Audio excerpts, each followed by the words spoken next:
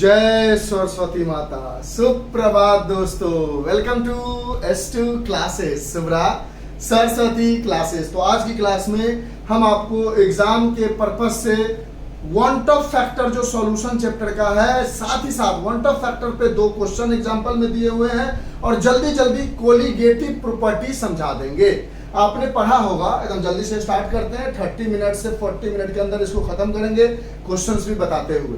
तो सबसे पहले हम स्टार्ट करते हैं कि कोलिगेटिव प्रॉपर्टी क्या होता है। कोलिगेटिव प्रॉपर्टी क्या होता है? तो सबसे पहले अगर इसका कोई डिफिनेशन पूछ दे कि व्हाट इज कोलिगेटिव प्रॉपर्टी, तो यहां पर लिखोगे कि दी property of a substance which depends upon number of moles of solute particles। एक ऐसी प्रॉपर्टी सब्सटेंस की जो सॉल्यूट पार्टिकल के नंबर ऑफ मोल्स पे या मोल फ्रैक्शन पे डिपेंड करती हो। नंबर ऑफ मोल्स लिख दे या इसकी जगह मोल फ्रैक्शन लिख दे या इसकी जगह आपको नंबर ऑफ मॉलिक्यूल्स लिख दे। तीनों का मतलब सेम है, यानी किसी भी सेम मतलब अलग अलग फॉर्मूला आता है, लेकिन डिफिनेशन लिखने का the property of a substance which depend upon more number of moles किसके, सॉल्यूट के। अगर सॉल्यूट पे डिपेंड करेगा, एक मिनट ऊपर वाला दिखता है ना, कवर अप किया ना, हाँ ठीक है। Number of moles of solute पे डिपेंड करे या मोल फ्रैक्शन पे डिपेंड करे, किसके, सॉल्यूट के। ये तीनों किस पे डिपेंड करे, सॉल्यूट पे। इसको इसी जैसे प्रॉपर्टी को हम कहते हैं कोलिगेटिव प्रॉपर्टी। हो क्या रहा था कि आप यहाँ पर एक कंटेनर ले रहे थे, एक पार्टिकल OA ले रहे थे जिसको सॉल्वेंट मानते थे, एक पार्टिकल B ले रहे थे जिसको सॉल्यूट मानते थे। B हमारे पास क्या होता था, नॉन वोलेटाइल।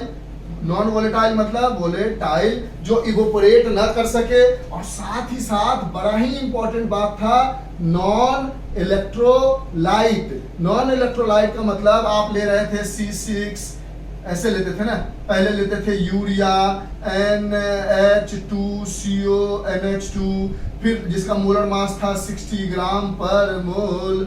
फिर लेते थे या तो आप लेते थे ग्लूकोज जो था C6H12O6 जिसका मोलर मास था 180 ग्राम पर मोल, और एक लेते थे आप सुक्रोज जिसका मोलर मास था C12H22O11 जिसका मोलर फार्मूला था, मोलर मास था 342 ग्राम पर मोल। समझेंगे आराम से हम क्या कहना चाह रहे हैं। आप क्या कर रहे थे कोलिगेटिव प्रॉपर्टी के अंदर, आप क्या कर रहे थे कि एक सॉल्वेंट ले रहे थे एक, ठीक, इसकी वजह से एक वेपर प्रेशर बन रहा था P0, a pure vapour pressure, इसको क्या कहते हैं, pure vapour pressure of A. B क्या था, नॉन वोलेटाइल था और नॉन इलेक्ट्रोलाइट था, जिसकी वजह से कोई प्रेशर नहीं बन रहा था। और इसको जब दोनों को आप मिला देते थे तो मिला देने से यहाँ पर कुछ A के भी पार्टिकल आते थे, B के भी, A के भी, B के भी, और यहाँ पर पार्शियल प्रेशर बनता था सिर्फ A की वजह से, जिसके बारे में हमें Rawls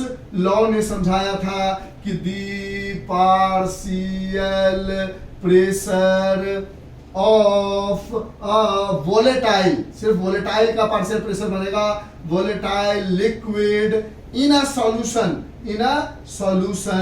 is directly proportional to their mole fraction. यानी एक सॉल्यूशन के अंदर में जो उसका पार्शियल वेपर प्रेशर होगा, सिर्फ और सिर्फ किसका, वोलेटाइल का। जो B है उसका तो पार्शियल प्रेशर बनेगा नहीं, वो डायरेक्टली प्रोपोर्शनल होगा अपने मोल फ्रैक्शन के। और इसको जब तोड़ते थे तो PA बराबर P0 A आता था, यानी ऐसी प्रॉपर्टी जिसमें number of moles of solute के गिरने से वेपर प्रेशर कम हो जाए। यानी अगर प्योर वेपर प्रेशर इस सॉल्वेंट का मान लो सपोज कर लो 100 ATM था, तो B को मिलाने से इसका पार्शियल वेपर प्रेशर अब 90 ATM, कुछ कम आ गया। इसका मतलब जो पार्शियल प्रेशर है वो छोटा है प्योर वेपर प्रेशर से, और ऐसे प्रॉपर्टी को कहते हैं कोलिगेटिव प्रॉपर्टी, जो कि सॉल्यूट जो कि नॉन वोलेटाइल है उसके आने से उसकी पार्शियल प्रेशर में कमी आ जाए। नॉन इलेक्ट्रोलाइट का मतलब बहुत प्यार से समझाते हैं, और उसमें आपके बुक में सिर्फ यूरिया, ग्लूकोज और सुक्रोज ही पढ़ना था, नॉन वोलेटाइल और नॉन इलेक्ट्रोलाइट में। तो यहाँ से आप कहते थे कि ठीक है यहाँ पार्शियल प्रेशर घट गया, तो पार्शियल प्रेशर बराबर आ गया P not A x A। फिर आपने पढ़ा mole fraction of A plus mole fraction of B बराबर 1 होता है, तो यहाँ से मोल फ्रैक्शन ऑफ A बराबर 1 minus mole fraction of B लिख सकते हो, यानी PA बराबर P नॉट A, यहाँ से 1 माइनस XB लिख सकते हो। P नॉट A को अंदर मल्टीप्लाई करोगे तो P not A minus P not A XB हो जाएगा। P नॉट A XB को इधर लेके आओगे, माइनस में है तो ये बन जाएगा P not A XB। PA को उधर ले जाओगे तो P not A minus PA हो जाएगा। ये जो टर्म आया ये है लोअरिंग इन वेपर प्रेशर, और यहां से अगर आप XB निकालोगे तो P not A minus PA upon PA, P not A ये आ गया relative lowering in vapour pressure, relative lowering in vapour pressure, हाँ दिख रहा है, relative lowering in vapour pressure. तो पहला कोलिगेटिव प्रॉपर्टी था हमारे पास relative lowering in vapour pressure, यानी पहला प्रॉपर्टी आ गया relative lowering in vapour pressure, जो XB बराबर आया था P not A minus PA upon P not A। बारीकी से समझना, पूरा चैप्टर रिवाइज हो जाएगा इनडायरेक्टली, ठीक है। दूसरा आप कहो कि मान लो इसको बॉयल होने में, इसका बॉइलिंग पॉइंट था सपोज कर लो 100 डिग्री सेल्सियस, तो क्या अब बॉइलिंग पॉइंट बढ़ेगा या घटेगा? तो ऑब्वियस सी बात है बढ़ जाएगा ना। सोचो पहले सिंपल पानी था उसको बॉयल करना है, बाद में पानी में आपने मान लो सैंड मिला दिया तो उसकी बॉइलिंग पॉइंट बढ़ जाएगी, क्योंकि सैंड को भी साथ साथ बॉयल करना पड़ेगा, कुछ मॉलिक्यूल सैंड के भी है। यानी इस समय इसका बॉइलिंग पॉइंट जो था ये TB नहीं T नॉट B लिखोगे, ये हो जाएगा pure boiling point of A, जो भी A है उसका प्योर बॉइलिंग पॉइंट, और यहाँ TB लिखोगे ये कैसा हो जाएगा simple boiling point of A जो सॉल्यूशन के अंदर में है। और ये मान लो 100 था तो अब कितना हो गया 110 डिग्री सेल्सियस हो गया। यानी दूसरी बात हमें क्या देखने को मिली कि एलिवेशन इन बॉइलिंग पॉइंट बढ़ गया।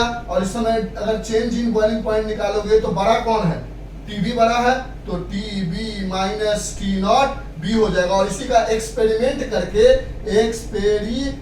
करके एक और फॉर्मूला निकाला गया, डेल्टा TB बराबर KB इंटू M मोलैलिटी। इधर से हटाया थोड़ा पार्शियल प्रेशर की कहानी, मतलब बारीकी से समझोगे सारी चीजें समझ में आ जाएगी जितना हम समझाने की कोशिश करने चाह रहे हैं, ठीक है। तो एक आपको मिल गया कोलिगेटिव प्रॉपर्टी के अंदर कि इसका वेपर प्रेशर लोअर कर जाएगा, यानी लोअरिंग इन वेपर प्रेशर मिल गया, जिसको हम रिलेटिव लोअरिंग रिलेट कर रहे हैं कि ओरिजिनल से कितना है। तो पहला मिला relative lowering in vapour pressure बराबर XB equals to P not A minus PA upon P not A। P not A जो है वो प्योर है और PA जो है वो पार्शियल है। दूसरा देखा आपने बॉइलिंग पॉइंट बढ़ गया तो आपने बोला कि चलो भैया एलिवेशन इन बॉइलिंग पॉइंट हो गया, यानी डेल्टा TB बराबर TB minus T not B। फिर एक्सपेरिमेंट किया गया तो डेल्टा TB बराबर KB इंटू M आ गया, और M है हमारे पास मोलैलिटी। मोलैलिटी को लिखोगे तो क्या लिखोगे? Number of moles of solute. ऊपर में सॉल्यूट आ रहा है और सॉल्यूट के बढ़ने की वजह से ही बॉइलिंग पॉइंट बढ़ रहा है, यानी सॉल्यूट की वजह से बॉइलिंग पॉइंट ऊपर नीचे हो रहा है, इसलिए ये भी एक कोलिगेटिव प्रॉपर्टी है। अब मान लो इसके अंदर इसको अगर आपको फ्रीज करने में, क्या करने में? फ्रीज करने में 0 डिग्री सेल्सियस का टेम्परेचर लग रहा है, तो इसको फ्रीज करना होगा तो क्या होगा? टेम्परेचर क्या करना पड़ेगा? तो अगर ये सिंपल कोई एक पानी रहा होता तो उसको फ्रीज करने में 0 डिग्री, अब पानी में सॉल्ट मिला दिया, सॉल्ट मत मिलाओ, अभी सैंड मिला दिया या यूरिया मिला दिया या ग्लूकोज मिला दिया, सुक्रोज मिला दिया, तो इसकी फ्रीजिंग पॉइंट और कम जाएगी। यानी अगर 0 पर हो रहा था तो हो सकता है -1 डिग्री सेल्सियस को हो, यानी दूसरा पॉइंट क्या हो रहा है? डिप्रेशन है। बॉइलिंग पॉइंट तो बढ़ रहा है लेकिन फ्रीजिंग पॉइंट को और घटाना पड़ रहा है ताकि वो फ्रीज कर सके, यानी डिप्रेशन इन फ्रीजिंग पॉइंट हो गया। अगर मान लो इसका ओरिजिनल फ्रीजिंग पॉइंट जो था T नॉट F वो 0 डिग्री सेल्सियस था, और घटने के बाद सॉल्यूशन का जो TF है वो -1 डिग्री है, तो इन दोनों में बड़ा कौन है? ये बड़ा है, क्योंकि निगेटिव वैल्यू छोटी होती है 0 से, यानी यहाँ से change in boiling freezing point हो जाएगा T not F minus T F, यहाँ लिखते हैं टीबी पहले आना लेकिन टी नॉट एफ पहले रहते। फिर एक्सपेरिमेंट किया गया तो टी एफ बराबर मिला के एफ इंटू एम, तो यहाँ पर हमारे पास मिला डिपरेशन इन फ्रीजिंग पॉइंट बराबर delta T F equals to T not F minus T F और डेल्टा टी एफ एक्सपेरिमेंट करके, ये जो दूसरा वाला फॉर्मूला मिला वो एक्सपेरिमेंट करके मिला और वो मिला हमें के एफ इंटू स्मॉल एम, और स्मॉल एम अभी भी यहाँ पर क्या है, मोलालिटी है, क्योंकि सॉल्यूट पार्टिकल के बढ़ाने घटाने से फ्रीजिंग पॉइंट बढ़ा घटा, यानी सॉल्यूट पार्टिकल जब नॉन वोलेटाइल था तो जिसकी वजह से हमारा फ्रीजिंग पॉइंट में घटना हुआ, तो इसलिए ये भी एक कोलिगेटिव प्रॉपर्टी के अंदर आ। कभी कभी केबी का नाम नहीं देकर, केबी ना देकर ये दे देगा मोलल एलिवेशन कांस्टेंट, तो समझोगे केबी की बात कर रहा है। या कभी कभी लिख देगा ebullioscopic constant, ebullioscopic constant, ebullioscopic constant, ebullioscopic constant. Delta TF को दे देगा कभी कभी मोलल डिपरेशन कांस्टेंट, और या इसको दूसरा नाम लेके दे देगा आपको क्रायोस्कोपिक कांस्टेंट, यानी केबी को हम इबिलियोस्कोपिक कांस्टेंट कहते हैं और केएफ को हम क्रायोस्कोपिक कांस्टेंट कहते हैं। ठीक है, यहां तक बातें समझ में आई? हाँ सर, थोड़ा थोड़ा तो रिवीजन हो गया, इसको इरेज करें। ठीक है सर। अब देखो ऑस्मोटिक प्रेशर होता था कि मान लो ये दो पार्ट होता था, इस दो पार्ट से इधर पानी आता था, ऑस्मोटिक प्रेशर जानते हो? तो ऑस्मोटिक प्रेशर अगर नहीं जानते हो तो थोड़ा बहुत रिवाइज कर लो, यहाँ से फॉर्मूला याद कर लो। ऑस्मोटिक समझाने में लंबा टाइम चला जाएगा, ऑस्मोटिक प्रेशर ऑलरेडी पढ़ चुके हो। तो ऑस्मोटिक प्रेशर को हम पाई से डिनोट करते हैं, और पाई इक्वल टू आता था capital M R T. M होता था यहाँ पर मोलैरिटी, आर होता था हमारे पास 8.314 जूल पर मोल केल्विन, और टी होता था टेम्परेचर, किसमें? इन केल्विन में। यानी मोलारिटी का फॉर्मूला क्या लिखोगे? Number of moles of solute upon volume of solution in litre. ऊपर में होगा number of moles of solute, यानी पाई, यानी ऑस्मोटिक प्रेशर कहीं ना कहीं number of moles of solute पे डिपेंड कर रहा है, यानी ये भी एक कोलिगेटिव प्रॉपर्टी है। यानी चार तरह की कोलिगेटिव प्रॉपर्टी देख ली, रॉल्स लॉ समझ लिया। अब प्रॉब्लम क्या आया उस बात को समझते हैं, इरेज करते हैं, ताकि हमें ऑस्मोटिक प्रेशर तक क्यों पहुंचना पड़ा। यहां तक तो काम चल रहा था हमारे पास, तो फिर हम ऑस्मोटिक प्रेशर पर क्यों गए, तो देखते हैं। तो इसलिए हमें ऑस्मोटिक प्रेशर पे जाना पड़ा, क्योंकि आराम से देखो, समझो चीजों को, कंफ्यूज बिल्कुल नहीं करना है।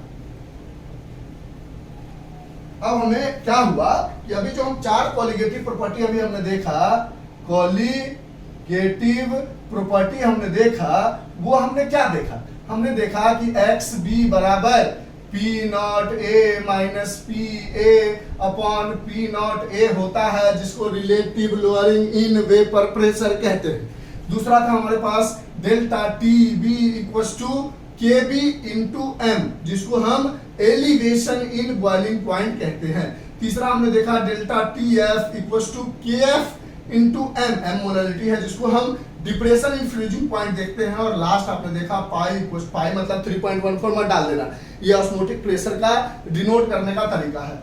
M R T, M molarity, R 8.314 और टी टेम्परेचर इन केल्विन। ये चार कोलिगेटिव प्रॉपर्टी में जब हम यूज कर रहे थे तो हमारा जो सॉल्यूट था वो कैसा था? पहला तो नॉन वोलेटाइल था, और नॉन वोलेटाइल होने की वजह से ये सारी चेंजेस आ रही थी कि temperature elevation in boiling point बढ़ रहा था, डिप्रेशन हो रहा था फ्रीजिंग पॉइंट में, ऑस्मोटिक प्रेशर बढ़ाना पड़ रहा था, क्या कहता है, प्योर वेपर प्रेशर से सॉल्यूशन का पार्शियल वेपर प्रेशर कम हो रहा था। ये सारी चीजें नॉन वोलेटाइल की वजह से हो रही थी।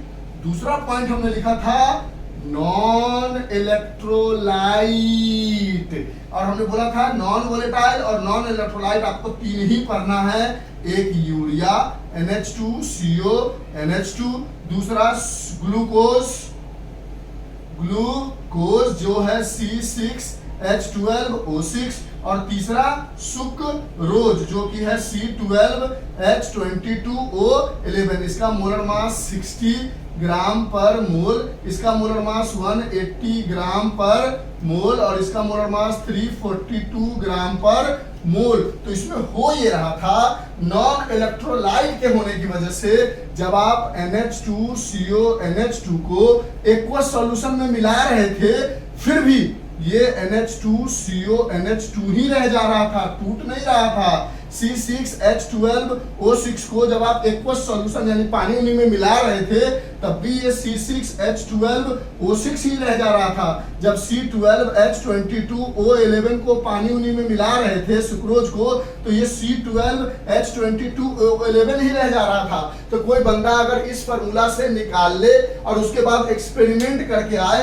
कि देखते हैं इसका relative lowering in vapour pressure कितना है, या बॉइलिंग पॉइंट कितना बढ़ा घटा, या फ्रीजिंग पॉइंट कितना बढ़ा घटा, यानी लेफ्ट हैंड साइड में जो आपके पास ऑब्जर्वेशन से वैल्यू आएगी और राइट हैंड साइड में जो आप कैलकुलेशन करके लाओगे, इसको मान लो आपने पहले क्या किया, ऑब्जर्व कर लिया, इसको भी ऑब्जर्व कर लिया किसी थर्मामीटर से, किसी मैनोमीटर से, किसी बैरोमीटर से, जो जहां से निकालना था उस इंस्ट्रूमेंट से नाप लिया और एक बार फार्मूला लगा के बनाया। देखा दोनों केसेस में सेम आया। क्यों? क्योंकि ये जैसा था दिख रहा था हमें वैसा ही पानी के अंदर दिखा। लेकिन अब जो हमारा सॉल्यूट बन जाएगा वो इलेक्ट्रोलाइट हो जाएगा, जैसे NaCl, जैसे CH3COOH, जैसे मान लेते हैं हमारे पास और कुछ आ जाए MgCl2, जैसे AlCl3। अब हो ये रहा था कि ये टूट जा रहा था, एक्वस सॉल्यूशन में पानी में मिला रहे थे तो Na+Cl- बन जा रहा था, ये पानी में मिला रहे थे तो ये CH3COO- +H+ आ रहा था, इसको पानी में मिला रहे थे तो Mg2 + 2Cl- आ रहा था, इसको पानी में मिला रहे थे, किसी भी चीज में मिला रहे थे सॉल्यूशन में, तो Al3 + 3Cl- आ रहा था। ठीक है, लेकिन इन सब को मिलाने पर टूट नहीं रहा था। तो जब इन सब के लिए हमने ऑब्जर्व वैल्यू निकाली और कैलकुलेट की, तब तो कोई दिक्कत नहीं हुआ, क्योंकि नॉन वोलेटाइल नॉन इलेक्ट्रोलाइट था, जो हमको दिख रहा था एक्वस सॉल्यूशन में भी वही था।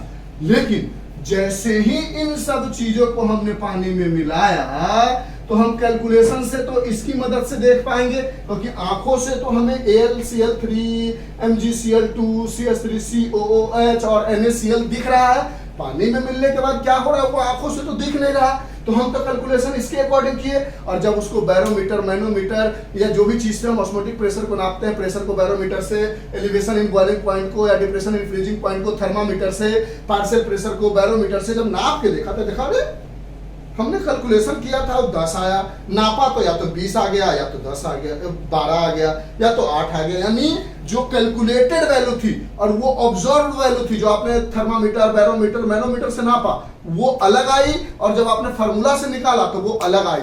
उसके पीछे का रीजन ये था कि आप जब सॉल्व कर रहे थे क्वेश्चन को, तो आपको NaCl दिख रहा था, तो NaCl के आगे 1 था, तो आप सोच 1 मोल लेके सॉल्व कर रहे थे। लेकिन पानी में जाने के बाद वो Na का 1+ और Cl का 1+, यानी ये भी 1 मोल बन गया और ये भी 1 मोल बन गया। तो ये इसकी वजह से आपका जो थर्मामीटर से नाप के आ रहा था या बैरोमीटर से नाप के आ रहा था, वो 2 मोल के अकॉर्डिंग नाप के आ रहा था, और फार्मूला से जो आप बना रहे थे वो 1 मोल के अकॉर्डिंग बना रहे थे। यानी ये सारी डिस्टर्बेंस की वजह से, इलेक्ट्रोलाइट के आने की वजह से हमें वांट ऑफ फैक्टर का इस्तेमाल करना पड़ा। तो वांट ऑफ फैक्टर ने क्या बोला, वांट ऑफ फैक्टर सर ने क्या, वांट ऑफ नाम के एक आदमी थे जिन्होंने एक वांट ऑफ फैक्टर बनाया और उसको I से डिनोट किया। उन्होंने बोला कुछ मत करो, ये सब फार्मूला ठीक है, अगर x भी लिखते हो तो उसको I से मल्टीप्लाई कर दो जितना बढ़ा घटा होगा सॉल्यूशन में, और P0A - PA/P0A कर दो। अगर आप डेल्टा T भी लिखते हो तो वो KB × M × I कर दो। अगर डेल्टा TF लिखते हो तो KF × M × I कर दो। पाई लिखते हो तो M × R × T × I कर दो। तो बच्चा बोला सर I लिखेंगे तो इसके लिए क्या करेंगे, तो देखो इधर भी 1 था, इधर भी 1 था, तो इस केस में I की वैल्यू 1 आ जाएगी।